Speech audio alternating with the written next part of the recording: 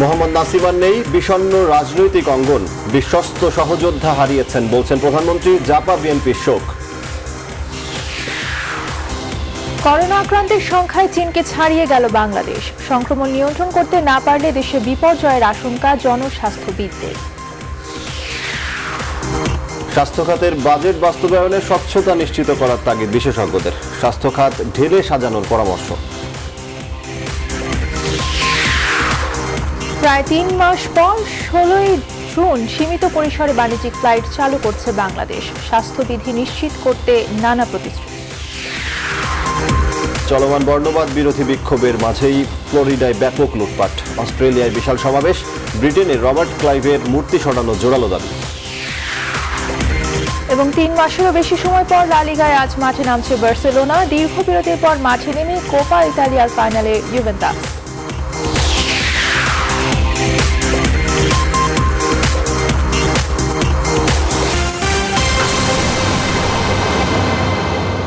স্বাগত সন্ধ্যার সংবাদে। আপনাদের সঙ্গে আছি আমি সজল দাস এবং আমি তাসনিমে জান্নাত অর্থী। এতক্ষণ দেখছিলেন সংবাদ শিরোনাম। এবারে বিস্তারিত। সাবেক স্বাস্থ্যমন্ত্রী এবং আওয়ামী লীগ নেতা মোহাম্মদ নাসিম আর নেই। শনিবার সকালে রাজধানীর স্পেশালাইজড হাসপাতালে তিনি মারা যান। মোহাম্মদ নাসিমের পরিবার এবং আওয়ামী লীগের পক্ষ থেকে জানানো হয়েছে, করোনা সংক্রমণ রোধে স্বাস্থ্যবিধি মেনে রোববার বনানী গোরস্থানে তাকে দাফন করা হবে। শাহ আলী জয়ের রিপোর্ট। রাজধানীর এই হাসপাতালেই গত 2 সপ্তাহ ধরে চিকিৎসাধীন ছিলেন আওয়ামী লীগ নেতা মোহাম্মদ নাসিম। শনিবার সকালে এখানেই শেষ নিঃশ্বাস ত্যাগ করেন বর্ষিয়ান এই নেতা। তার মৃত্যুর খবর জানান ছেলে তানভীর শাকিল জয়। বলেন, করোনা দুর্যোগের কারণে মোহাম্মদ নাসিমের মরদেহ তার নিজ এলাকা সিরাজগঞ্জে না নেয়ার সিদ্ধান্ত হয়েছে। যে মানুষটি দেশের মানুষের জন্য রাজনীতি করেছেন, সে মানুষের মৃত্যুর পরেও দেশের মানুষের ক্ষতি হোক এরকম কোনো কিছু আমরা হতে দিতে পারি না। সেই জন্যই করোনা মহামারীর এই কথা মনে রেখে আমরা সিরাজগঞ্জের লক্ষ মানুষের চোখের জলকে উপেক্ষা করে হলেও আমরা সিদ্ধান্ত নিয়েছি ওনার জানাজা আগামীকাল স্বাস্থ্যবিধি অনুসারে বনানী কবরস্থান মসজিদের ওখানে করব। রবিবার মোহাম্মদ নাসিমের নামাজে জানাজাও হবে সংক্ষিপ্ত পরিসরে। এই জানাজাও হাজার হাজার মানুষের উপস্থিতি আমাদের কাছে কাম্য নয়। যে যেখানে আছেন সেখানে দোয়া করবেন। মৃত্যুর খবরে হাসপাতালে ছুটে আসা রাজনৈতিক সহকর্মীরা এ সময় শোক বিহ্বল হয়ে যান। আমরা গভীর শোকাহত, তার আত্মার প্রতি আমরা ইদিয়াতের প্রতি শ্রদ্ধা জানাই। এইরকম একজন সাহসী এবং দৃঢ়চেতা নেতা আমরা হারিয়ে ফেললাম। মোহাম্মদ নাসিমকে নিয়ে স্মৃতিচারণ করেন দলের সিনিয়র নেতারা। একজন বলিষ্ঠ সংগঠক, যিনি আন্দোলন সংগ্রামে ছিলেন অকুতভয়। তিনি ছিলেন মাটি ও মানুষের নেতা, জনগণের সাথে ছিল তার আত্মার সম্পর্ক। ভিডিও বার্তায় গভীর শোক জানান 14 দলীয় জোটের শরিক জাতীয় পার্টি, যে জোটের মুখপাত্র ছিলেন তিনি। দেশের কোনো দুর্যোগে, যে কোনো ক্রান্তিকালে তার বলিষ্ঠ কণ্ঠস্বর সবাইকে উজ্জীবিত করত। করোনা আক্রান্ত হওয়ার পর গত 1 জুন মোহাম্মদ নাসিমকে হাসপাতালে ভর্তি করা হয়। 8 জুন থেকে 2 বার পরীক্ষার পর করোনা নেগেটিভ হলেও এরই মধ্যে ব্রেন স্ট্রোক হলে তার অবস্থা সংকটাপন্ন হয়ে ওঠে। সে সংকট আর কাটিয়ে ওঠা সম্ভব হয়নি। পরিবার, পরিজন, সহকর্মী আর অগণিত অনুসারীকে চোখের জলে ভাসিয়ে বিদায় নিলেন আওয়ামী লীগের সিনিয়র এই নেতা। শাহ আলী জয়, নিউজ 24, ঢাকা। চিকিৎসকদের সব উদ্যোগ ব্যর্থ করে শেষ পর্যন্ত চলেই গেলেন দেশের বর্ষিয়ান রাজনীতিক এবং আওয়ামী লীগের সভাপতি মণ্ডলীর সদস্য মোহাম্মদ নাসিম। করোনা সংক্রমণের পর ব্রেন স্ট্রোকে সংকটাপন্ন হয়ে উঠেছিল এই প্রবীণ নেতার জীবন। লড়াইটা আর চালিয়ে যেতে পারলেন না রাজপথের লড়াকু সৈনিক নাসিম। শোকবার্তায় প্রধানমন্ত্রী বলেছেন, দেশ হারালো জনমানুষের নেতা, আর তিনি হারালেন বিশ্বস্ত সহযোদ্ধা। বিস্তারিত তানজির মেহেদির রিপোর্টে। দিনটি ছিল 1948 সালের 2 এপ্রিল। জাতীয় চার নেতার একজন, বঙ্গবন্ধু সহচর ক্যাপ্টেন এম মনসুর আলী এবং আমিনা মনসুর দম্পতির ঘর আলো করে পৃথিবীতে আসেন মোহাম্মদ নাসিম। সিরাজগঞ্জের কাজীপুরে জন্ম তার। বাবা মনসুর আলী যেমন দেশমাতৃকাকে ভালোবেসে প্রাণ দিয়েছেন, সন্তান নাসিমও বাবার আদর্শের রাজনীতি করে গেছেন জীবনের অন্তিম মুহূর্ত অবধি। মনসুর আলীকে যখন কারা অভ্যন্তরে হত্যা করা হলো, তখন তরুণ তুর্কি হিসেবে আওয়ামী ঝান্ডা উঁচিয়ে ধরেছিলেন নাসিম। রাজনীতির জন্যই শেষবারের মতো বাবার মুখ দেখা থেকেও বঞ্চিত হয়েছেন তিনি। আওয়ামী লীগ যখন বিরোধী দলের রাজনীতির ময়দান উত্তপ্ত করছিল, তখন নাসিম ছিলেন সামনের সারির যোদ্ধা। সরকার দলের নিপীড়ন কিংবা পুলিশি তাণ্ডব কিছুতেই পিছপা হননি তিনি।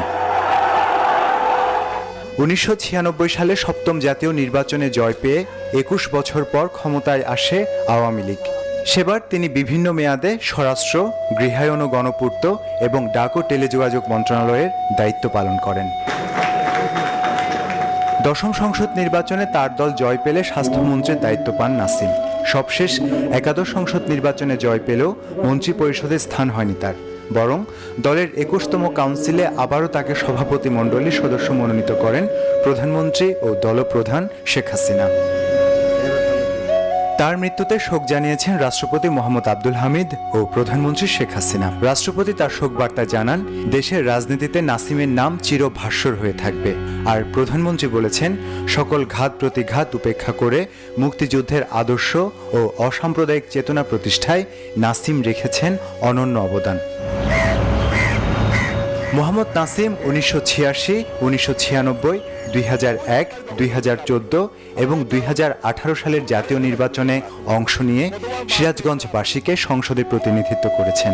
তার মৃত্যুকে অপূরণীয় ক্ষতি বলছেন আওয়ামী লীগের জ্যেষ্ঠ নেতারা।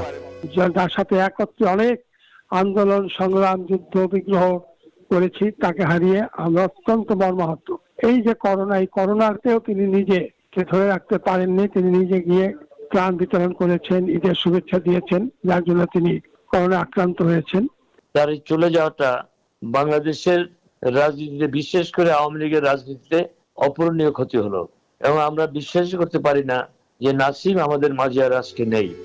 14 দলের মুখপাত্র হিসেবেও দায়িত্ব পালন করে আসছিলেন মোহাম্মদ নাসিম। সাম্প্রদায়িকতা আর মৌলবাদের বিরুদ্ধে তার কণ্ঠ ছিল সোচ্চার।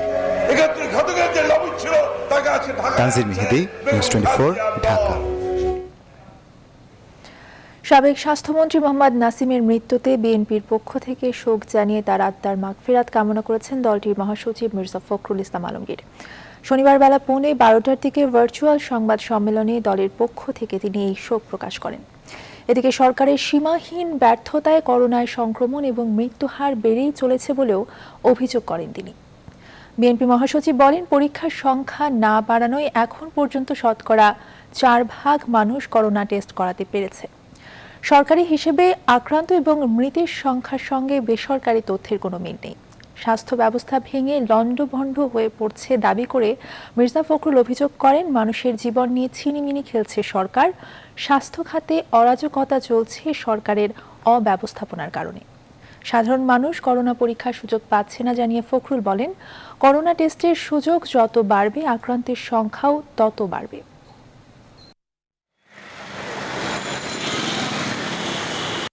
সরকারের সীমাহীন ব্যর্থতায় কোভিড-19 করোনা ভাইরাসে বাংলাদেশে সংক্রমণ ও মৃত্যুর মিছিল চলছে।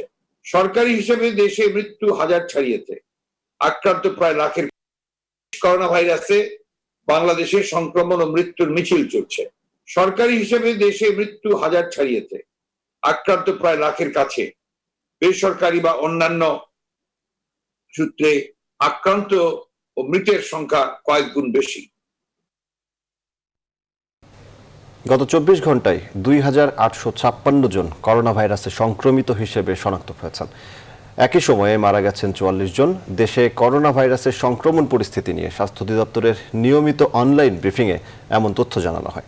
সব মিলিয়ে দেশে করোনা ভাইরাস শনাক্ত হয়েছে 84,379 জনের, আর মৃত্যু হয়েছে 1,139 জনের। 24 ঘন্টায় যা নমুনা পরীক্ষা হয়েছে তাতে শনাক্ত হয়েছে 2856 জন এবং শনাক্তের হার 17.17%। এ পর্যন্ত শনাক্ত হয়েছে 84,379 জন। 24 ঘন্টায় সুস্থ হয়েছেন 578 জন এবং এ পর্যন্ত সুস্থ হয়েছেন 17,827 জন। শনাক্ত বিবেচনায় সুস্থতার হার 21.13%। মৃত্যুবরণ করেছেন 24 ঘন্টায় 44 জন, এ পর্যন্ত 1139 জন।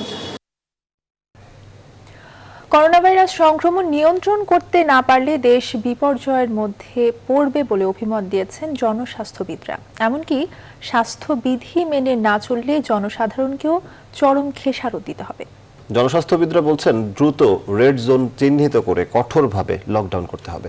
এদিকে আক্রান্তের সংখ্যায় করোনা ভাইরাসের উৎপত্তিস্থল চীনকে শনিবার ছাড়িয়ে গেছে বাংলাদেশ। বিস্তারিত জানাচ্ছেন হাসান পারভেজ। গত বছরের শেষের দিকে বিশ্ব এক অজানা ভাইরাসের নাম শুনেছিল, যার উৎপত্তিস্থল ছিল চীনে। চীন থেকে এখন বিশ্বের 215টি দেশে ও অঞ্চলে ছড়িয়ে পড়েছে করোনা ভাইরাস। শনিবার স্বাস্থ্য অধিদপ্তরের ব্রিফিং এর পর জানা যায়, আক্রান্তের সংখ্যায় বাংলাদেশ চীনকে ছাড়িয়ে গেছে। দেশে করোনা আক্রান্তের সংখ্যা ক্রমাগত বাড়ছে। এভাবে রোগী বাড়তে থাকলে এবং সংক্রমণ নিয়ন্ত্রণ করতে না পারলে বিপর্যয় ঘটার আশঙ্কা করছেন জনস্বাস্থ্যবিদরা। এখনো পর্যন্ত কোনো এলাকাতে হঠাৎ করে সংক্রমণের কোনো বিস্ফোরণ ঘটেনি, কিন্তু এটা মনে করলে আত্মতৃপ্তি ভোটার অবকাশ নেই। কারণ আমাদের অসতর্কতার কারণে যে কোনো মুহূর্তে যে কোনো জায়গায়, বাংলাদেশের যে কোনো ঘনবসতি এলাকাতে যেখানে স্বাস্থ্যকর পরিস্থিতিটা নেই, সেখানে সে ঘটনা ঘটতে পারে। দেশে প্রথম করোনা ভাইরাসে আক্রান্ত শনাক্ত হয় 8 মার্চ। গতকাল শুক্রবার 80,000 রোগী ছাড়িয়ে গেছে। প্রথম 20,000 রোগী শনাক্ত হতে সময় লেগেছিল 69 দিন। পরের 20,000 রোগী শনাক্ত হয়েছে 13 দিনে। এরপরের 20,000 রোগী শনাক্ত হয়েছে 8 ও 7 দিনে। ব্যক্তিগত পর্যায়ে প্রত্যেকটি মানুষের যদি আমরা স্বাস্থ্যবিধি না মানি, তাহলে সরকারের শত চেষ্টা ব্যর্থ হবে। সংক্রমণের হার অনেক বেশি ছিল ইউরোপ এবং আমেরিকায়, যারা কমিয়ে আনতে সক্ষম হচ্ছে। সেখানে কিন্তু সরকারের ভূমিকার চেয়ে বেশি ভূমিকা পালন করেছে জনসাধারণ। তারা কিন্তু প্রত্যেকটা কথা মেনেছে। জনস্বাস্থ্যবিদরা বলছেন, করোনার বিস্তার বন্ধ করতে হলে বড় এলাকা জুড়ে পূর্ণ ও কঠোর লকডাউন এবং জনগণকে স্বাস্থ্যবিধি মেনে চলার বাধ্য করতে হবে। লকডাউন করা মানে লোকদের গতিবিধি নিয়ন্ত্রণ করা, কিন্তু তার মধ্যে আরো কাজ আছে। ওখানে টেস্ট করতে হবে, রোগী শনাক্ত করতে হবে, রোগীকে আইসোলেট করতে হবে, কোন রোগীকে আবার হসপিটালাইজ করতে হবে। এগুলো হলো করোনার ব্যাপার। একই সঙ্গে রোগী বাড়তে থাকলে হাসপাতালগুলোতে সেবা দেওয়ার ক্ষেত্রেও অত্যন্ত কঠিন অবস্থার মুখোমুখি হতে হবে। তাই হাসপাতালগুলোতে সেবার মান বাড়ানোর পরামর্শ দিয়েছেন বিশেষজ্ঞরা। হাসান পারভেজ, নিউজ 24, ঢাকা। এবারে বৈশ্বিক করোনা পরিস্থিতি। বিশ্বজুড়ে করোনার প্রকোপ বেড়েই চলছে। গেল 24 ঘন্টায় রেকর্ড সংখ্যক প্রায় 1,40,000 মানুষ ভাইরাসটিতে আক্রান্ত হয়েছে। এসব ঘটনায় বিশ্বে কোভিড-19 মোট মৃতের সংখ্যা 4,28,000 ছাড়িয়েছে। আর মোট আক্রান্ত হয়েছে 77,73,000-এরও বেশি। যুক্তরাষ্ট্রে গেল একদিনে মারা গেছে প্রায় 800 মানুষ। 24 ঘন্টায় দেশটিতে আক্রান্তের সংখ্যা 27,000-এর বেশি। এ পর্যন্ত দেশটিতে মোট মৃতের সংখ্যা দাঁড়িয়েছে 1,16,000-এর বেশি। মোট সংক্রমিত হয়েছে প্রায় 21,17,000। ব্রাজিলের করোনা পরিস্থিতিও অত্যন্ত ভয়াবহ। দেশটিতে একদিনে মৃত্যু হয়েছে প্রায় 843 জনের, সংক্রমিত হয়েছে 24,000-এর বেশি।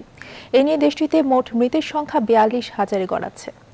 রাশিয়ার নতুন করে প্রায় 9,000 মানুষের মাঝে সংক্রমণে করোনায় মোট আক্রান্ত হলো 5,11,000-এর বেশি মানুষ। এদিকে ভারতে করোনা পরিস্থিতির অবনতিতে সংক্রমিত দেশের তালিকায় 4র্থ অবস্থানে উঠে এসেছে। দেশটিতে নতুন করে 11,000 করোনা শনাক্ত হওয়ায় মোট আক্রান্ত হয়েছে 3,09,000 মানুষ। মোট মৃত্যু হয়েছে 8,890 জনের। এই পরিস্থিতিতে বিভক্ত বিশ্বে করোনার সঙ্গে লড়াই করা কঠিন বলছে বিশ্ব স্বাস্থ্য সংস্থা। অন্যদিকে ভাইরাসটির তাণ্ডবে এবার হজে অংশ না নেওয়ার সিদ্ধান্ত নিয়েছে ইন্দোনেশিয়া, সিঙ্গাপুর, মালয়েশিয়া ও ব্রুনাই। এছাড়াও দেশগুলো লকডাউন শিথিলের পদক্ষেপ এবং ব্যবসা বাণিজ্য চালুর চেষ্টা আরেক দফা মহামারীর শঙ্কা তৈরি করেছে। তবে মৃত্যু আর আক্রান্তের সঙ্গে সঙ্গে বিশ্বব্যাপী সুস্থ হয়েছেন 39,84,000-এরও বেশি মানুষ।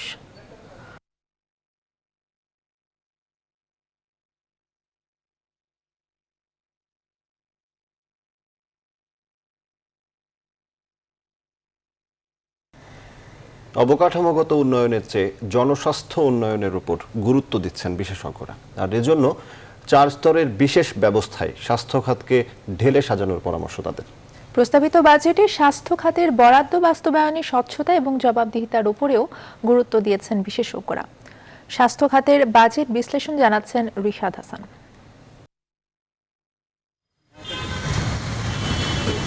করোনা ভাইরাসের সংক্রমণ শুরুর পর থেকে দেশের স্বাস্থ্য ব্যবস্থার দৈন্যদশা দৃশ্যমান হতে শুরু করে। চিকিৎসক, স্বাস্থ্যকর্মীদের ব্যক্তিগত সুরক্ষার সরঞ্জাম সংকট, টেস্টের জন্য সাধারণ মানুষের হাহাকার, হাসপাতালে জায়গা না পাওয়া, আইসিইউ সংকট সহ নানা সমস্যার মধ্য দিয়ে কাটে প্রথম 3 মাস।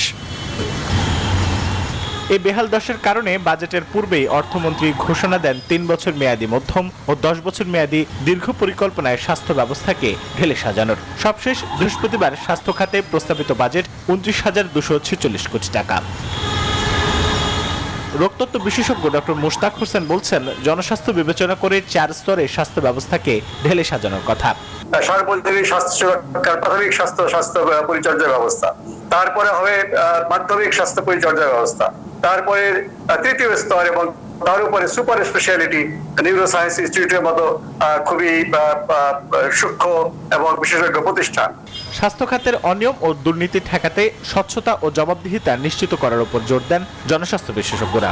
আমাদের অধিকর্তাগণ ভবন নির্মাণ এবং কেনাকাটার ক্ষেত্রে তারা খুব উৎসাহ বোধ করেন, কারণ এখানে প্রচুর টাকার লেনদেন রয়েছে। আমরা জানি স্বাস্থ্য খাতের সবচেয়ে বড় ব্যাধি হচ্ছে দুর্নীতি।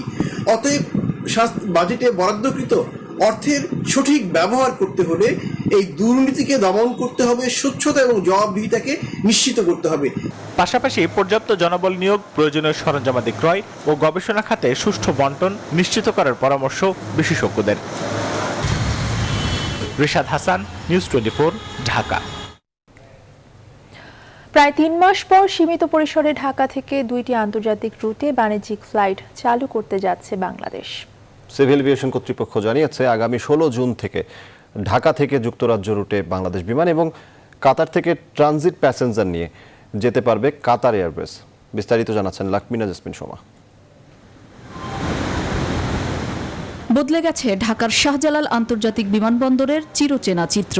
বিশেষ করে করোনার প্রভাবে বাণিজ্যিক ফ্লাইট প্রায় বন্ধ থাকায় আন্তর্জাতিক টার্মিনাল জুড়ে এখন শুনশান নীরবতা।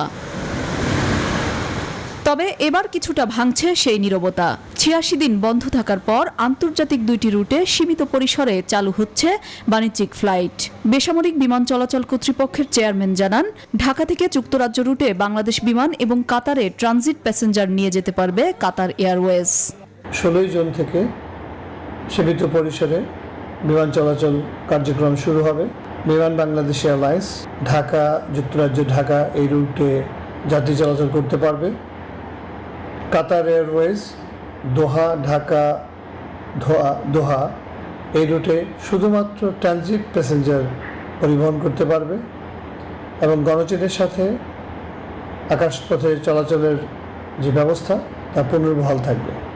স্বাস্থ্যবিধি মেনে ফ্লাইট চালুর জন্য এয়ারপোর্টগুলো সম্পূর্ণভাবে প্রস্তুত করা হয়েছে, জানান বেসামরিক বিমান পরিবহন ও পর্যটন মন্ত্রণালয়ের সিনিয়র সচিব। আমরা ওয়ার্ল্ড হেলথ অর্গানাইজেশন এবং আইকাও ইন্টারন্যাশনাল সিভিল এভিয়েশন অর্গানাইজেশনের যে নির্দেশনা মতো আমরা প্রত্যেকটা এয়ারপোর্টকে সেভাবে আমরা স্বাস্থ্য সেবা দেওয়ার জন্য আমরা তৈরি করছি। পরিস্থিতি বিবেচনা করে পরবর্তীতে আন্তর্জাতিক ফ্লাইটের পরিসর আরও বাড়ানোরও পরিকল্পনা করছে সরকার।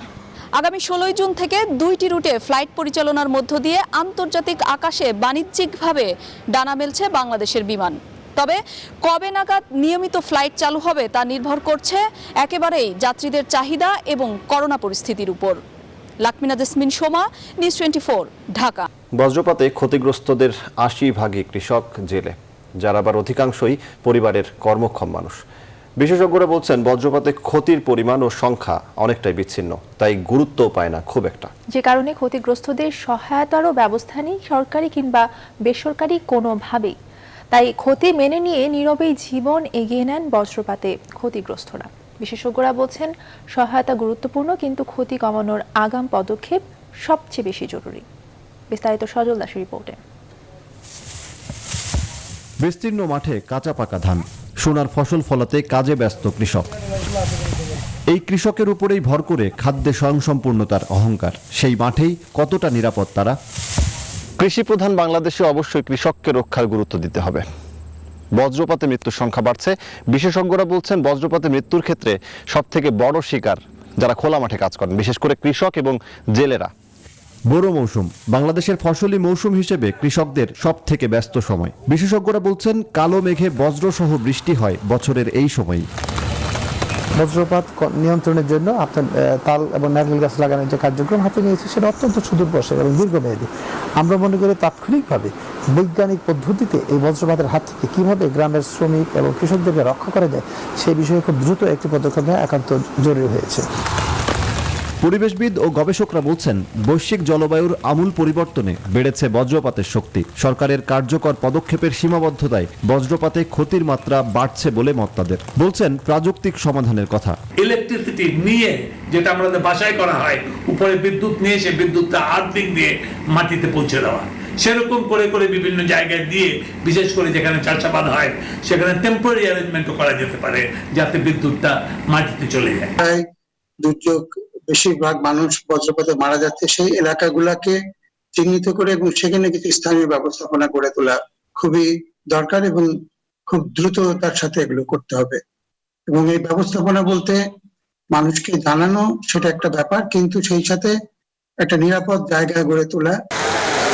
2016 সালে বজ্রপাতকে দুর্যোগ হিসেবে ঘোষণা করেই দায় সারে দুর্যোগ ব্যবস্থাপনা ও ত্রাণ মন্ত্রণালয়। কিন্তু এই দুর্যোগের ক্ষতি কমানো এবং ক্ষতিগ্রস্তদের সহায়তায় নেই তেমন কোনো পদক্ষেপ। সজল দাস, নিউজ 24, ঢাকা। ব্যাংকে পর্যাপ্ত টাকা থাকায় বাজেট বাস্তবায়নে ব্যাংক ঋণ পেতে তেমন কোনো সংকট হবে না বলে মনে করেন প্রধানমন্ত্রীর বেসরকারি খাত বিষয়ক উপদেষ্টা সালমান এফ রহমান। শনিবার দুপুরে ভার্চুয়ালি একটি প্রশিক্ষণ কার্যক্রমের উদ্বোধনকালে তিনি আরও বলেন, বর্তমান পরিস্থিতিতে বিনিয়োগ কমে যেতে পারে, ফলে চাকরি হারানোর শঙ্কাও বাড়বে। তাই নতুন উদ্যোক্তা তৈরিতে মনোযোগ দেওয়ার পরামর্শ তার। আর উদ্যোক্তাদের ব্যাংক ঋণ পেতে গতানুগতিকতার বাইরে চিন্তা করার পরামর্শ দেন তিনি। করোনাকালীন পরিবর্তিত পরিস্থিতিতে বাংলাদেশ বিনিয়োগ উন্নয়ন কর্তৃপক্ষ বিডার উদ্যোক্তা সৃষ্টি এবং দক্ষতা উন্নয়ন প্রকল্পের অনলাইন প্রশিক্ষণ কার্যক্রমের উদ্বোধন করেন তিনি। এ সময় বিডার নির্বাহী চেয়ারম্যান মোহাম্মদ সিরাজুল ইসলাম, প্রকল্পটির পরিচালক হাফিজুল্লাহ খান সহ অনেকেই যুক্ত ছিলেন।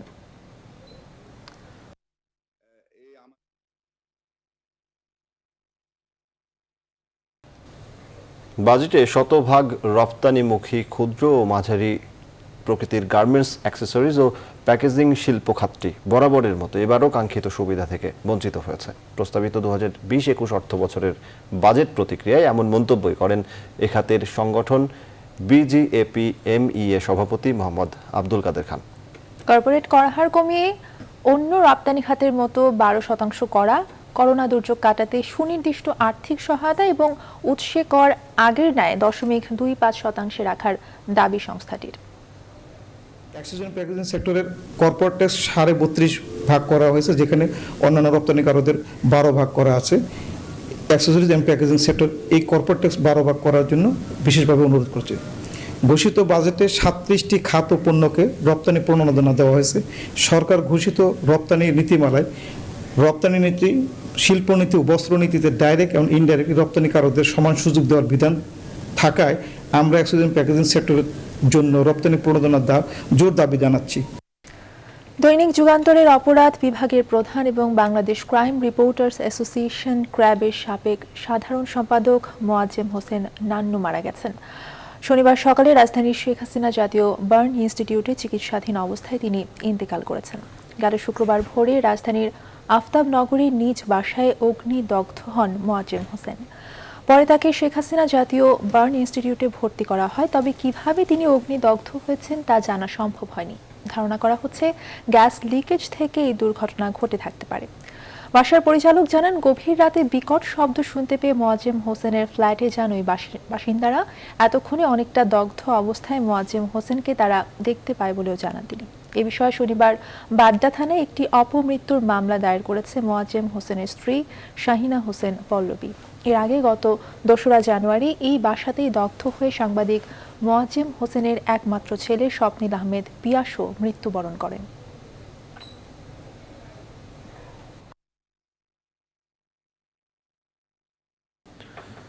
আন্তর্জাতিক প্রসঙ্গ। যুক্তরাষ্ট্রে এখনও বিভিন্ন স্থানে চলছে বর্ণবাদ বিরোধী আন্দোলন, আর এই আন্দোলনের সঙ্গে যোগ দিয়েছে ইউরোপ, অস্ট্রেলিয়া ও কানাডাবাসীও। তবে যুক্তরাষ্ট্রে চলমান বিক্ষোভের মাঝে অনেক স্থানে লুটপাট ও ভাঙচুরের ঘটনা ঘটেছে। শুক্রবার ট্রাম্প প্রশাসনের ব্যাপক হুঁশিয়ারির পর থাকা সত্ত্বেও ফ্লোরিডায় সুপারমার্কেট ওয়ালমার্টে অন্তত $1 মালামাল লুট করেছে লুটেরারা। ফ্লোরিডার শেরিফ জানান, এই ধরনের কর্মকাণ্ডে আন্দোলনের মূল বার্তা থেকে সরে যাচ্ছে অনেকে। এদিকে ব্রিস্টলে বিক্ষুব্ধ জনতা এডওয়ার্ড কোলস্টোনের মূর্তি উপড়ে সাগরে ফেলে দিয়েছে। অক্সফোর্ড বিশ্ববিদ্যালয়ে তীব্র বিক্ষোভ চলছে আফ্রিকায় ব্রিটিশ সাম্রাজ্য বিস্তারে ভূমিকা রাখা সেসিল রোডসের মূর্তি সরানোর দাবিতে। সেই সঙ্গে ভারতে ব্রিটিশ সাম্রাজ্য বিস্তারে ভূমিকা রাখা রবার্ট ক্লাইভের মূর্তি অপসারণেরও দাবি উঠেছে। এছাড়া যুক্তরাজ্য ও ফ্রান্সে ব্যাপক আন্দোলনের সঙ্গে যোগ দিয়েছে অস্ট্রেলিয়াবাসীরাও। শনিবার অস্ট্রেলিয়ার উত্তরাঞ্চল ডারউইনে মাস্ক ও নিরাপদ দূরত্ব বজায় রেখে কয়েক হাজার বিক্ষোভকারী র্যালি ও সমাবেশে মিলিত হন।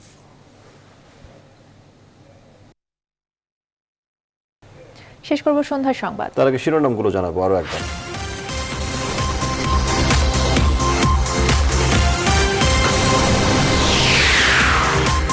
মোহাম্মদ নাসিম আর নেই, বিষণ্ণ রাজনৈতিক অঙ্গন, বিশ্বস্ত সহযোদ্ধা হারিয়েছেন বলছেন প্রধানমন্ত্রী। জাপা বিএনপির শোক। করোনা আক্রান্তের সংখ্যায় চীনকে ছাড়িয়ে গেল বাংলাদেশ। সংক্রমণ নিয়ন্ত্রণ করতে না পারলে দেশে বিপর্যয়ের আশঙ্কা জনস্বাস্থ্যবিদদের। স্বাস্থ্য খাতের বাজেট বাস্তবায়নে স্বচ্ছতা নিশ্চিত করার তাগিদ বিশেষজ্ঞদের। স্বাস্থ্য খাত ঢেলে সাজানোর পরামর্শ।